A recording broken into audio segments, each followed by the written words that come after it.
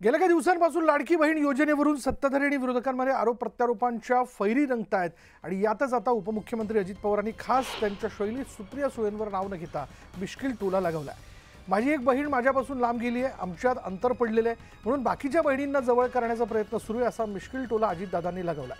News 18 लोकमतला दिलेल्या exclusive मुलाखतीत अजित पवारांनी हा टोला लगावला।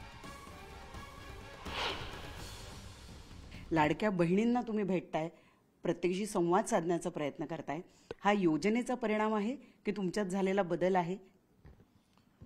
माझ्यात झालेला बदल वगैरे काही नाही। मला जे योग्य वाटतं ते काम मी करत असतो। थोडीशी माझी एक बहीण माझ्यापासून थोडी लांब गेलेली आहे, आमच्यात अंतर पडलेले, म्हणून बाकीच्या बहिणींना जवळ करण्याचा माझा प्रयत्न चाललेला आहे। रामकृष्ण हरी। लोकशाही आहे, त्यांना काही बोलायचा अधिकार आहे। वयाने पदानी सगळ्यांनीच ते मोठे आहेत माझ्यापेक्षा, त्याच्यामुळे त्यांना काहीही बोलायचा अधिकार आहे।